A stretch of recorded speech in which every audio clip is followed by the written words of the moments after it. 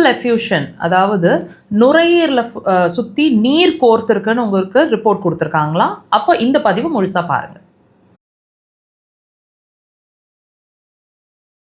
நிறைய மூச்சு வாங்கிட்டே இருக்குது, கொஞ்சம் தூரம் நடந்தாலே மூச்சு வாங்குது, மாடிப்படி ஏறினா இறங்குனா ரொம்ப மூச்சு வாங்குது, இதனால் போய் டெஸ்ட் எடுக்க சொன்னாங்க, எடுத்தோம், நீர் கோர்த்துருக்குன்னு ரிப்போர்ட் வந்திருக்கு, இதுக்கு வந்து சில மருந்துகள் நாங்கள் எடுத்துகிட்ருக்கோம், அந்த மருந்துகளை எடுக்கும்போது நிறைய யூரின் எக்ஸ்க்ரீஷன் ஆகுது, ஆனால் கொஞ்சம் நாள்லேயே மறுபடியும், அதாவது கொஞ்சம் நேரத்துலையோ நாட்கள்லையோ மறுபடியும் மூச்சு வாங்குற மாதிரி இருக்குது, இதுக்கு என்ன பண்ணுறதுன்னு தெரியல, இதுக்கு மருந்துகள் ஏதாவது தீர்வு இருக்குமா, இது ஏதாவது உள்ளுறுப்பு சார்ந்த அறிகுறியாக இருக்கக்கூடுமா, இதுக்கு என்ன தீர்வு, என்ன காரணமாக இருக்கும், எல்லாமே இந்த பதிவில் நீங்கள் தெரிஞ்சுக்க போகிறீங்க.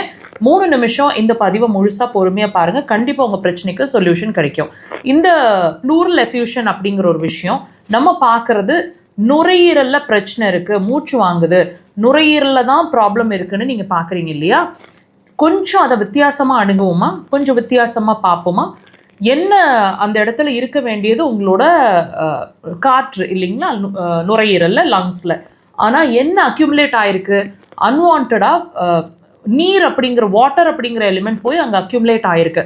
அப்போது அக்யூமுலேட் ஆகிருக்கிற விஷயந்தான் பிரச்சனை, அக்யூமுலேட் ஆகிருக்கிற இடம் பிரச்சனை இல்லை.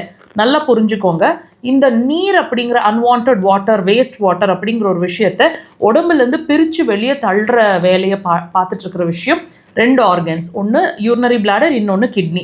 இந்த 2 ஆர்கன்ஸ் சரியாக வேலை செய்யலைங்கிறத தான் அங்கங்கே உங்கள் உடம்புல வந்து நீர்களை கோர்க்க வச்சு அன்வான்டாக வாட்டரை ஸ்டாக்னேட் பண்ணிவிட்டு உங்களோட பிரச்சனைகளை காமிக்குது.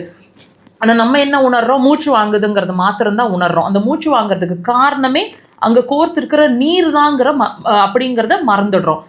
ஆனால் நம்ம என்ன செய்கிறோம், மருந்துகளை எடுத்துக்கிட்டு அந்த நீரை வந்து யூரினில் பிரித்து எடுக்க ட்ரை பண்ணுறோம். இது இயற்கையாக செய்ய வேண்டியது யார், அந்த யூரினரி பிளாடர் அண்ட் கிட்னி தானே. இவ்வளோ நாளாக அதுதான் அது செஞ்சுட்டு இருந்தது. இப்போ அது செய்ய முடியலைங்கிறதுனால தான் பாடியில் நான் சொன்ன மாதிரி அங்கங்கே நீரை தேக்க வச்சு நம்மளுக்கு வந்து மூச்சு சிரமமாகவோ வேறு சில பிரச்சனைகளாகவோ காட்டுது. இப்போ நீங்கள் ட்ரீட்மெண்ட் பண்ணிகிட்ருக்கிற ஒரு விஷயம் உங்கள் நுரையீரல் ப்ராப்ளம், அதனால் நுரையீரலை பார்த்துட்ருக்கீங்க. கொஞ்சம் நான் சொன்ன வேலை கொஞ்சம் திங்க் பண்ணி பாருங்கள், கண்டிப்பாக நம்ம என்ன தவறு பண்ணிகிட்ருக்குறோம், எங்கே ட்ரீட்மெண்ட் எடுக்கணும் அப்படிங்கிறத புரிஞ்சுக்குவோம். ட்ரீட்மெண்ட் அப்படிங்கிற ஒரு விஷயம் உங்கள் யூரினரி பிளாடர், கிட்னியோட அலர்ட் சிக்னலுங்க. இது நான் வீக் ஆகிட்ருக்கேன்றதை உங்கள் கிட்னி உங்களுக்கு அண்ட் யூரினரி பிளாடர் சொல்லுது. ஸோ இதை ஒரு அலர்ட் சிக்னலாக எடுத்துக்கோங்க, அக்குபஞ்சரை ட்ரை பண்ணுங்கள், கண்டிப்பாக அதுக்கான சொல்யூஷன் கிடைக்கும்.